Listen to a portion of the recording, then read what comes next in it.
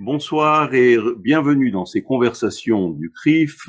On revient après les mois de vacances et on a plaisir de se retrouver ce soir avec deux invités prestigieux, Joël Kotek et Alain Soriano, qui ont publié à la demande du CRIF le livre que vous voyez derrière moi, De quoi le boycott d'Israël est-il le nom? C'est au départ une étude qui a été réalisée pour le CRIF à la demande de son président Francis Khalifa, qui s'est révélée tellement intéressante que nous avons voulu le partager avec le public et l'éditer dans un livre qui sera en vente bientôt.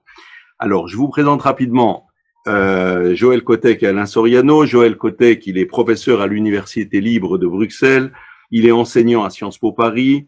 C'est un spécialiste du nationalisme, de la caricature antisémite, de la Shoah et des génocides, et il est l'auteur de nombreux articles et ouvrages scientifiques.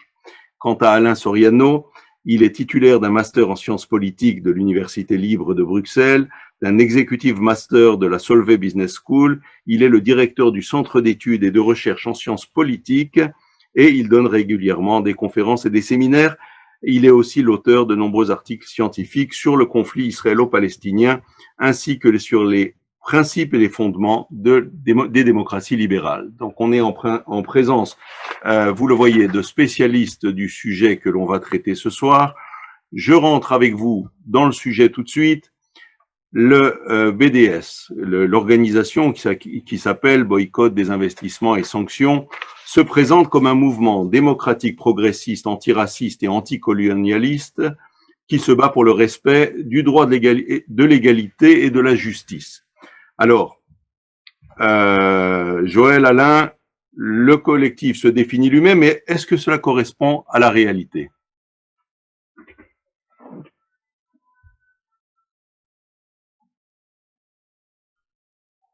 C'est en réalité un collectif de 172 organisations palestiniennes qui ont lancé en 2005 un appel au boycott intégral de l'État d'Israël jusqu'à ce que ce dernier respecte le droit international et les droits humains des Palestiniens. Et ce collectif, cet appel a été entendu par la communauté internationale et notamment par ce que l'on nomme en sciences politiques les corps intermédiaires. Donc de nombreux partis politiques en Europe, aux États-Unis, des syndicats, des amicales pro-palestiniennes, des associations caritatives ont répondu à l'appel lancé par le collectif palestinien en relayant les campagnes internationales de boycott et en organisant elles-mêmes sur le terrain au niveau national des campagnes de boycott militants. Et on peut dire aujourd'hui que BDS a ses lettres de noblesse, et il a marqué l'essai. Je prends pour fait le fait que Joe Biden, dans une de ses dernières allocutions, a fait écho de BDS, ce qui est quand même une consécration, même s'il a condamné le mouvement. En tout cas, le mouvement est connu et est connu internationalement. Le dernier fait d'armes du collectif en France, c'est l'appel au boycott d'une équipe de cyclistes israéliens qui participent au Tour de France. Et donc, la question que l'on peut se poser lorsqu'on se pose la question de savoir ce qu'est BDS, peut-être la première, c'est de savoir mais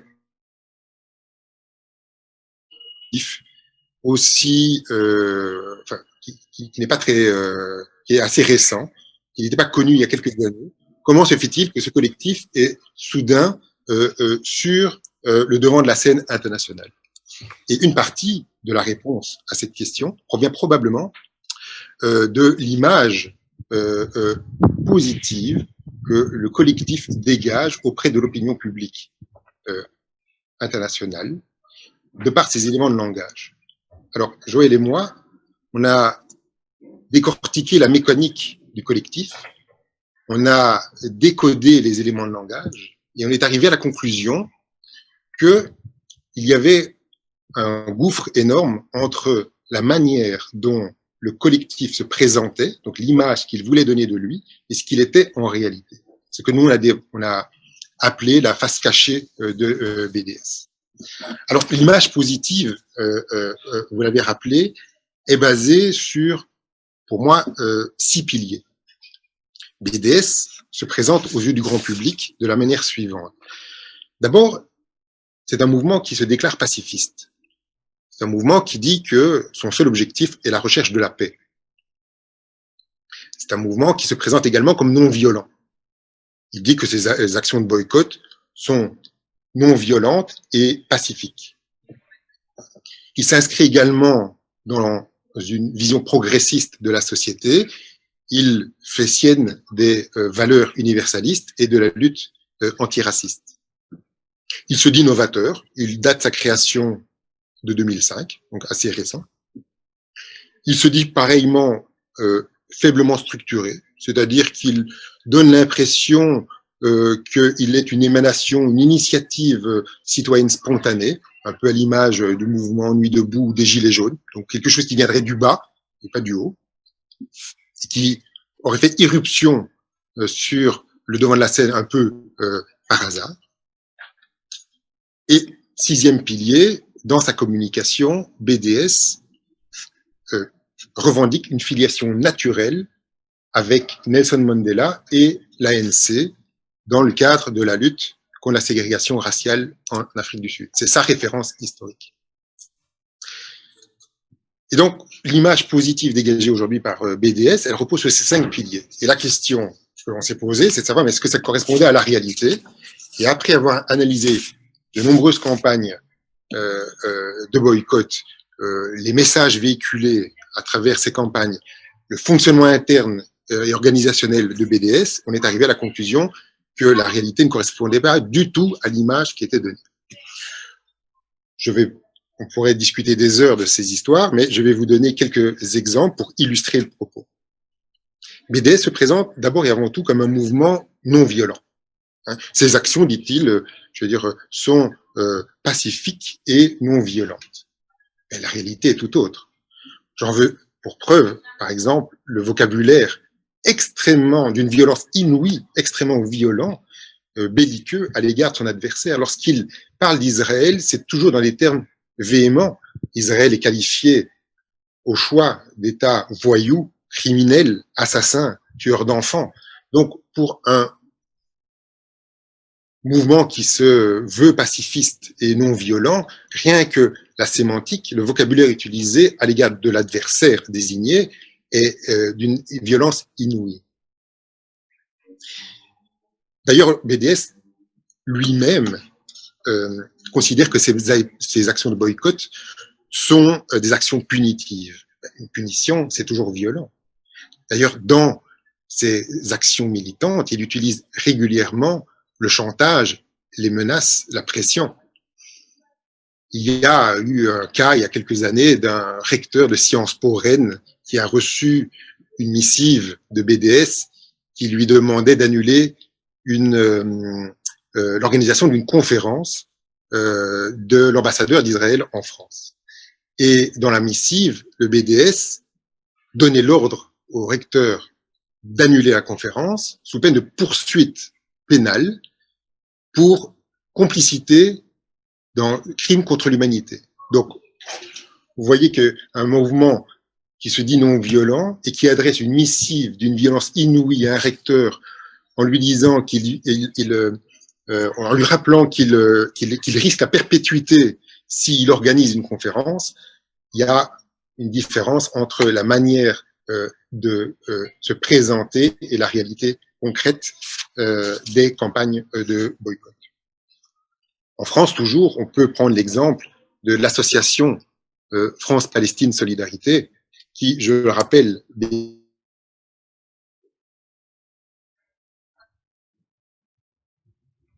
la lutte armée, qui le revendique sur son site internet.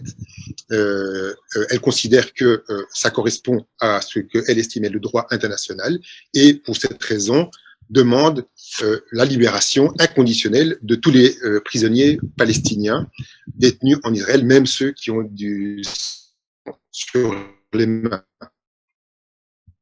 Un mouvement de vœux non violent, adouber la lutte armée, me semble. Mais tout ça ne sont que des exemples illustratifs, mais l'exemple, la donnée majeure qui me fait penser qu'il y a un hiatus magistral entre l'image et la réalité, c'est que le membre principal de BDS, ça, personne ou peu de gens le savent, mais c'est le PNIF. Le PNIF, c'est le Conseil national palestinien et des forces islamiques. C'est l'organisation qui chapeaute les 15 ou 16 factions palestiniennes historiques. Mais le PNIF, qui est donc à la tête du comité central de BDS, qui est en fait le conseil d'administration, celui qui donne le là dans le mouvement,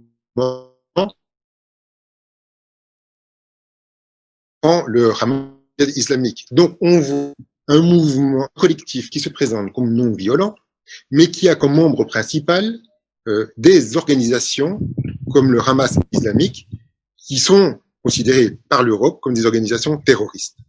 Et ça, c'est passé sous silence.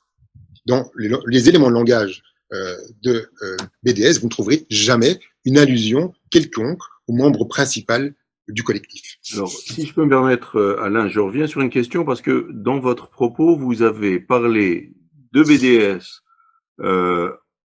dans les territoires palestiniens et de leur expression à l'étranger, en Europe, etc. Donc, comment est-ce que ça fonctionne un peu tout ce monde-là? C'est une organisation internationale, c'est une organisation palestinienne. Quel est vraiment le statut de BDS? Comment ça s'organise?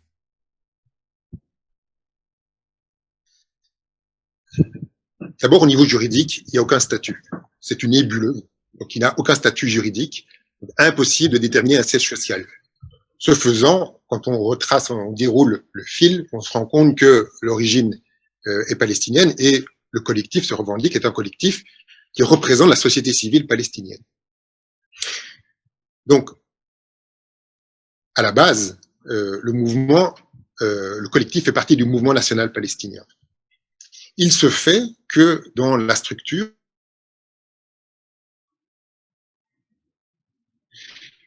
il a besoin de partenaires. Trouver société locale, aux États-Unis en particulier, des relais. On en discute largement dans le livre, mais on peut résumer cette guerre comme étant la frange altermondialiste, on va dire, tiers-mondiste dirait un observateur de droite, mais altermondialiste, c'est cette couche qui sont les partenaires principaux du BDS Palestine. Donc on a une structure finalement pyramidale à l'image un peu d'une société commerciale. On a une assemblée générale qui sont les 172 organisations palestiniennes qui font le collectif.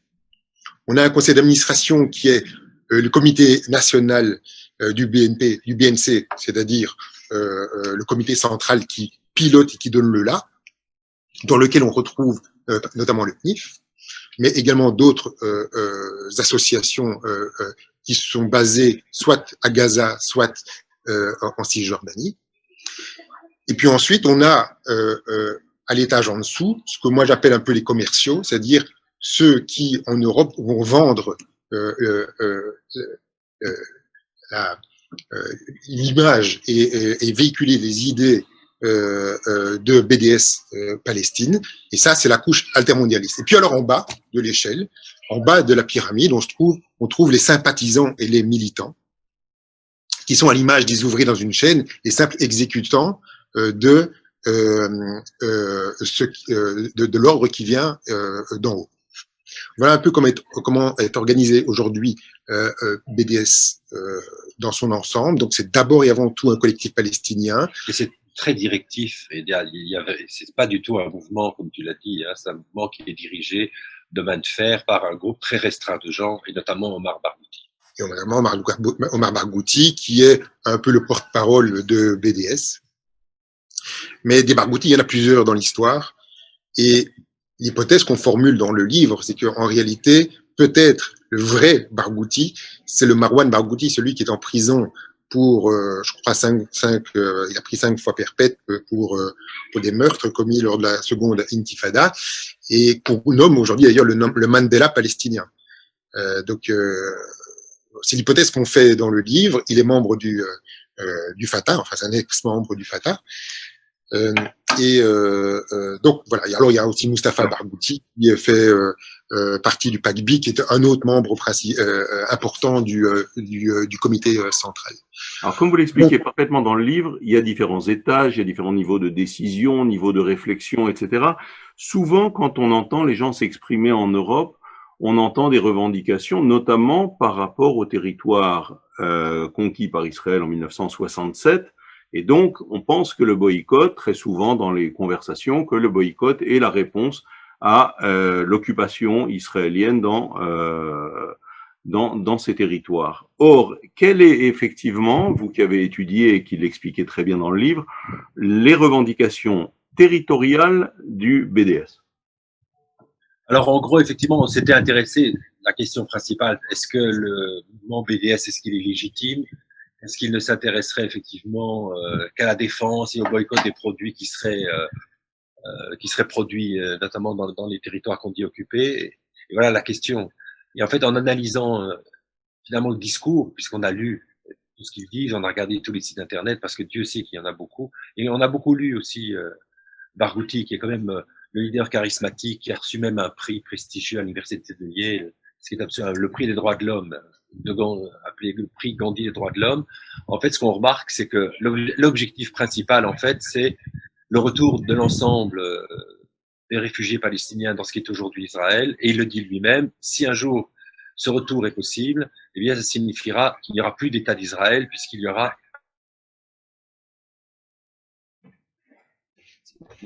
donc en fait, en gros, il le dit d'ailleurs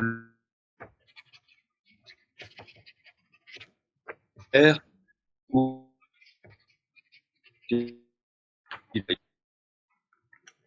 situation finalement de citoyens de seconde zone. Donc l'objectif, et c'est en ça qu'on a été assez étonnant, c'est-à-dire que l'objectif tout simplement de BDS, c'est le politicide d'Israël. C'est un mouvement qui se dit antisioniste. On est vraiment dans la délégitimation de l'État d'Israël en tant qu'État. Qualifié, oui, il le revendique. Dans votre livre, de colonie européenne, etc. Et d'ailleurs, dans les visuels, il ne parle pas seulement de 67, il parle de 48 et même de 1917. Donc il y a le visuel 17, 48, 67. Donc c'est même l'idée même que des Juifs puissent avoir une souveraineté quelque part au sein du monde arabe est totalement testée. C'est en ça qu'on peut dire que c'est un mouvement non violent, extrêmement violent. Et en fait, BDS est même assez opposé à la direction aujourd'hui de l'OLP parce qu'il est plus proche du Hamas. Et donc notre hypothèse, c'est que en quelque sorte, c'est le bras civil d'un mouvement tout simplement violent. C'est le bras civil de la lutte armée palestinienne contre Israël. Mais avec quand même une logique derrière intéressante, parce que le BDS, le collectif, se dit représenter la société civile palestinienne, c'est-à-dire dans son ensemble, c'est-à-dire non seulement les Palestiniens de Cisjordanie et de Gaza, mais également il se dit le représentant des réfugiés palestiniens et le représentant des Palestiniens qui vivent en Israël. Donc des Israéliens, des Israéliens, arabes israéliens. Donc il dit, mais il s'écarte à ce moment-là de la vision d'Oslo en disant mais Oslo n'a parlé que à la première catégorie, il ne trouvait une solution que aux Palestiniens qui vivaient dans les territoires occupés depuis 67, mais moi, je veux m'adresser à l'ensemble de la société civile palestinienne, et notamment aux deux autres branches, les réfugiés et les Arabes israéliens, qui sont les grands oubliés d'Oslo. Et comme il entend être le porte-parole de la société civile palestinienne dans son ensemble, il a à ce moment-là 3 revendications, et j'invite les auditeurs à lire la charte de BDS qui se trouve sur le site internet du mouvement. Les 3 revendications sont les suivantes. 1, la libération, la fin de l'occupation et de la colonisation de l'ensemble des territoires arabes. On ne parle absolument pas de l'occupation de 67. Donc les termes exacts pris dans la charte, dans le manifeste qui fonde le collectif, c'est la libération, la fin de l'occupation de l'ensemble des territoires arabes occupés par Israël, y compris le Golan syrien. Pourquoi le gaulo-syrien? Qu'est-ce qu'il vient faire dans l'histoire? J'en sais rien. La deuxième revendication, c'est effectivement, comme je l'ai rappelé, le retour sans condition des réfugiés palestiniens. Et la troisième revendication, c'est l'égalité des droits entre les citoyens à l'intérieur même de l'État d'Israël. Comme ça, il a fait le tour. Et dans ce sens, je continue dans le même sens. Dans ce sens, vous expliquez dans le livre qu'en fait, BDS n'est pas une ONG telle qu'il se présente, mais plutôt une entité politique et qui pourrait concurrencer les entités politiques existantes. Exactement. C'est-à-dire que Barghouti, il a une vision, enfin, en tout cas, il a une position médiatique qui consiste à dire, mais moi, je n'ai pas d'objectif politique. Mon seul objectif, le seul objectif du collectif, c'est de faire en sorte que Israël respecte le droit international et les droits humains des Palestiniens. Mais quand on agrège quand on additionne les trois revendications, en fait, on s'aperçoit que l'objectif politique, l'objectif de BDS est hautement politique. Il vise, comme Joël l'a rappelé, à la création d'un État binational, en tout cas à la base, sur l'intégralité du territoire de la Palestine historique, avec une majorité arabe. Et Barghouti, là, c'est là où il joue plus finement qu'Arafat, c'est que il dit que la question du sort des Juifs n'est pas encore réglée, que la question de savoir ce qu'on fera des Juifs une fois l'objectif atteint dépendra de ce que décideront les peuples de la région à ce moment-là. Je change de sujet parce qu'il nous reste le temps pour encore un ou deux sujets. Vous faites une analyse, Joël, de l'iconographie aussi de BDS. Toutes ces publications, ça vous rappelle quoi? Ça vous donne quelle indication? Non, alors effectivement, moi je suis un peu un spécialiste de l'iconographie et de l'iconologie, donc c'est vrai que ce qui m'intéresse, moi j'aime bien tout ce qui est graphique, et donc je me suis beaucoup intéressé à la manière dont BDS essayait de convaincre du bien fondé du boycott et comment il essayait effectivement de convaincre tel maire ou tel responsable de société comme, je ne sais pas, Coca-Cola, que sais-je d'autre encore. Et ce qui est intéressant, c'est que les visuels, alors c'est un mouvement qui se dit antiraciste, et malheureusement, ce qu'ils utilisent, ce sont ce qu'on appelle des tropes ou des schèmes antisémites, c'est-à-dire qu'ils essayent de culpabiliser tous ceux qui consommeraient un produit entre guillemets sioniste en touche systématiquement en jouant sur ce qu'on appelle le trope du crime rituel, etc. C'est-à-dire que là, pratiquement la majeure partie des affiches qui sont destinées à convaincre les gens de ne pas consommer des produits israéliens ou de ne pas aller à un concert, encore une fois, d'un artiste juif et pas forcément israélien, c'est en montrant des enfants morts, en montrant effectivement le fait qu'Israël, c'est quoi? Ben, c'est une nation en quelque sorte criminelle par définition, c'est-à-dire en donnant presque une image satanique de ce gouvernement-là. Donc c'est encore une fois une écologie extrêmement violente. Et là, on a la possibilité dans le livre de montrer un grand nombre d'exemples de campagnes utilisées pour persuader les gens de ne pas consommer. Alors ça peut être les produits Teva, par exemple. C'est quand même une firme pharmaceutique extrêmement importante. C'est la première firme de générique dans le monde. Eh bien, on va associer Teva, encore une fois, au meurtre d'enfants. La même chose pour SodaStream. Systématiquement, le sang, les enfants. Et ça, c'est des vieilles images qui datent du Moyen-Âge, qui datent du XIIe siècle. Et donc, il y a une continuité. Alors, pourquoi est-ce qu'ils le font? C'est que vraisemblablement, il y a une demande antisémite en Europe et ces images-là, vraisemblablement, doivent fonctionner auprès d'un certain public. Et donc, elles sont reprises systématiquement par les mouvements sympathisants. Et justement, comme vous expliquiez, et ça sera peut-être ma dernière question avant qu'on passe aux questions des auditeurs, comme vous expliquiez tout à l'heure, il y a une pyramide. Et est-ce que dans cette pyramide, à un moment, et en tenant compte de cette iconographie, de ces dessins qui soutiennent le mouvement BDS, on peut dire qu'à un moment donné, le mouvement BDS devient un mouvement aussi antisémite? Alors, je ne sais pas s'il est antisémite en tant que tel, mais en tout cas, il joue sur certaines fibres et sur certaines images qui sont antisémites. C'est-à-dire, alors, est-ce qu'il le fait? Il le fait certainement haïtien, mais en tout cas, c'est clair qu'il y a une stratégie. C'est-à-dire qu'on va, lorsqu'il s'agit de manifester contre Gaza ou lorsqu'il s'agit de promouvoir, etc., ces campagnes, on va montrer un landau. Donc, il y a tout un langage, en fait, fondamentalement, une grammaire qui est une grammaire antisémite. Et je pense qu'il y a peut-être derrière ça des sociétés de communication qui les convainquent. Et en tout cas, ce qu'il y a, c'est que il y a une demande antisémite, comme je l'ai dit, et donc, Et donc, il y a des gens qui se complaisent et qui sont contents de pouvoir jouer sur ces images-là. Et elles sont extrêmement populaires, et aussi bien au sein de l'extrême gauche, alors on a parlé du mouvement intermondialiste, et de l'extrême droite. Par exemple, Alain Soral, eh bien, il va beaucoup jouer sur ces images-là aussi, sur l'image, non pas du juif, mais du sioniste ou du soldat de Tsahal, tueur d'enfants.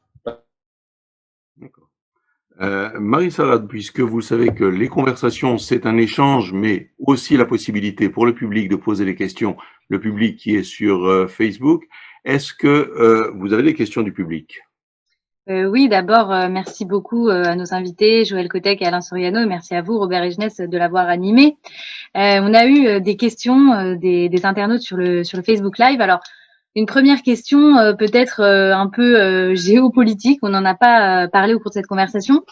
Quelqu'un demande si le rapprochement d'Israël avec les Émirats Arabes Unis et peut-être bientôt des pays arabes ou des pays du Golfe, est-ce que ce rapprochement va finir par dénaturer le BDS et lui donner moins de pertinence?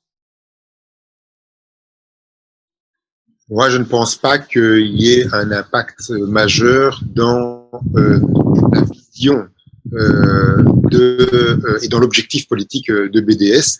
BDS a pris son essor sur une ligne politique qui manifestement marque des points. Est-ce qu'il explosera en vol de par des accords de paix entre certains pays arabo-musulmans et Israël? Moi, je ne pense pas. Je suis un tout petit peu sceptique, mais c'est vrai que c'est quand même quelque chose qu'il faut condamner et qui va pas dans leur sens, bien évidemment. Alors, d'autant plus si c'est l'Arabie Saoudite, mais on sait que ceux qui soutiennent BDS sont des gens qui ont une vision binaire et qui de toute façon sont opposés à l'Arabie Saoudite, qui de toute façon sont opposés aux Émirats Arabes Unis et qui sont plutôt pour la Syrie et qui sont plutôt pour les États qui sont justement les plus hostiles à l'État d'Israël. Et donc ils vont déjà trouver la réponse toute faite pour pouvoir dire qu'il faut d'autant plus boycotter Israël, qu'Israël maintenant est allié aux puissances sataniques arabes en quelque sorte.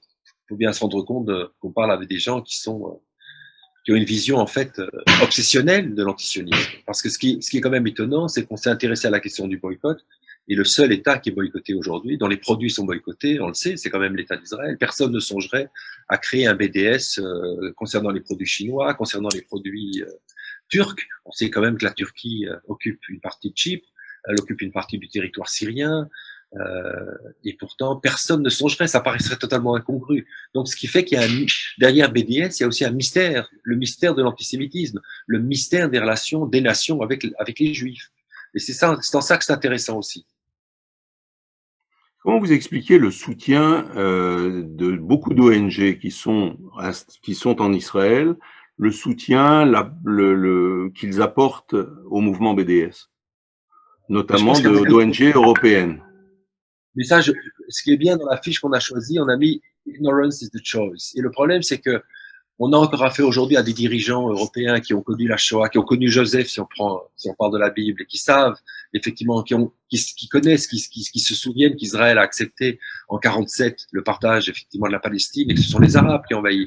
Mais on a affaire maintenant à toute une nouvelle génération de trentenaires, etc., de gens qui ne savent rien, et qui sont persuadés qu'effectivement, Israël est un porte-avions créé par les États-Unis, qu'Israël est un pays colonialiste, qu'Israël est un pays qui est comparable à l'Afrique du Sud, et donc qui gobe en quelque sorte ce que BDS essaye de vendre. Et donc, le problème, c'est l'ignorance d'un grand nombre de gens, et des nouveaux dirigeants, et notamment des dirigeants proches du mouvement écologiste, qui sont objectivement convaincus du message de BDS.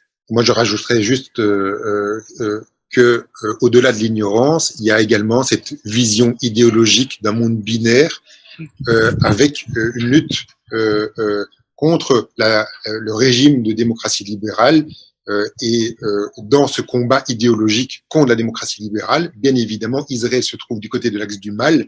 Voilà, et donc, lorsqu'on est altermondialiste dans une ONG, on est nécessairement contre les États-Unis, Israël, l'Europe libérale et, je veux dire, et le régime de la démocratie libérale. Et donc, voilà, côté de l'axe du mal, et idéologiquement, on est donc combattu. Marie-Sarah, une autre question du côté du public? Oui, on a une question assez simple, mais je pense qui intéressera beaucoup de nos auditeurs ce soir. Comment lutter individuellement contre le BDS? Y a-t-il des façons de faire particulières?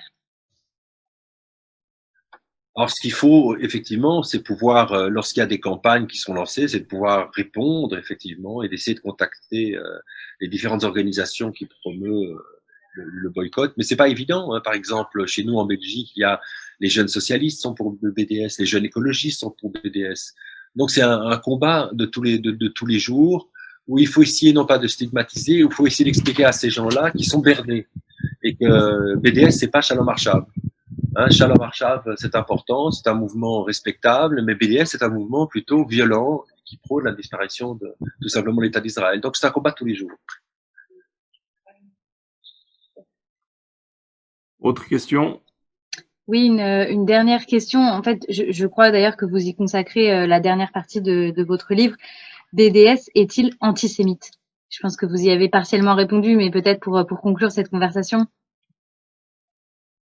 On pense que le BDS, en tout cas, c'est le réceptacle de tous les sympathisants, enfin tous les militants et tous les gens qui ont un problème, un rapport conflictuel avec les Juifs à l'intérieur des sociétés occidentales et qui trouvent dans BDS le moyen d'exprimer leur antisémitisme. Et vous expliquez dans le livre quelque chose d'intéressant, c'est que BDS, dans chaque pays où ils ont construit complètement les groupes de soutien, ont des organisations aussi qui se disent organisations juives de soutien au BDS. Oui, mais c'est d'abord, effectivement, comme il l'a dit, c'est d'abord un mouvement nationaliste dont le but, c'est de créer une Palestine à la place d'Israël. Et pour ça, ils sont prêts à utiliser tous les moyens qui leur sont bons.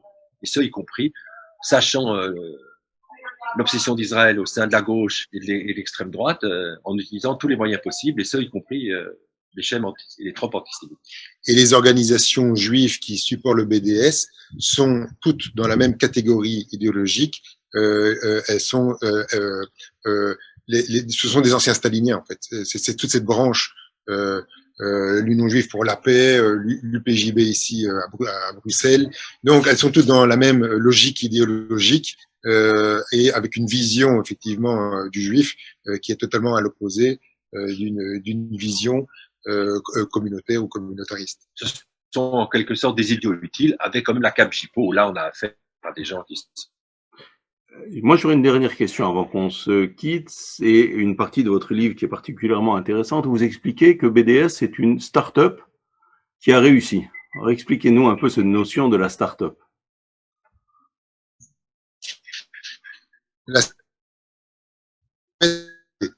C'est-à-dire que loin d'avoir une structure administrative, genre un parti politique à l'ancienne, non, on l'a compris, un peu, voilà, comme on peut prendre aussi la campagne de Macron un peu comme exemple d'une start-up qui a réussi. Voilà quelqu'un qui qu'on ne connaissait pas il y a 2 ans et qui est président aujourd'hui. Ben, quelque part, la mécanique du BDS, c'est exactement cette mécanique de la start-up, l'agilité. C'est-à-dire, on s'implante dans un maximum de pays, on essaye de rafler la mise pour avoir ensuite le monopole de la parole. Et tout ça se fait par des canaux qui sont non traditionnels. Donc, par exemple, aucune association qui porte le nom de BDS n'a une structure juridique aujourd'hui. Donc, c'est facile, on doit rendre des comptes à personne. Les financements occultes, quels sont les flux financiers entre les organisations, d'où vient l'argent, il n'y a rien. Donc, évidemment, quand on doit rendre des comptes à personne à la base, c'est plus facile pour s'implanter sur un territoire et comme Uber ou d'autres, finalement, obtenir un monopole. Et ici, c'était le monopole de la parole palestinienne.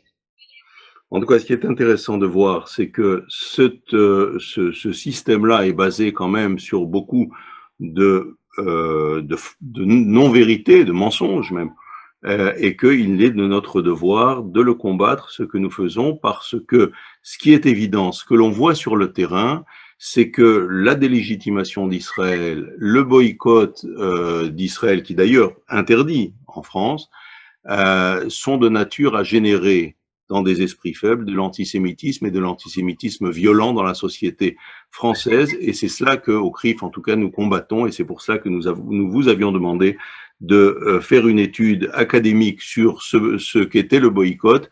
C'est quelque chose de très intéressant, encore une fois. Ce sera sur le site du CRIF dans quelques jours et le livre sera en vente à partir du 15 octobre. Voilà, Marie-Sara, je vous laisse la parole pour terminer cette conversation. Merci beaucoup Robert et merci à nos invités pour cet échange. C'était la première conversation de la rentrée. Nous sommes très heureux de vous avoir retrouvé pour cet échange. Une prochaine conversation aura lieu dans quelques semaines. Je vous invite à rester connectés sur les réseaux sociaux du CRIF pour en connaître le thème. Et je précise que avant la parution du livre, donc dans quelques jours, vous pouvez retrouver les bonnes pages sur le site du CRIF à travers la newsletter. Voilà, très bonne soirée à tous et à bientôt. Merci Alain, merci Joël.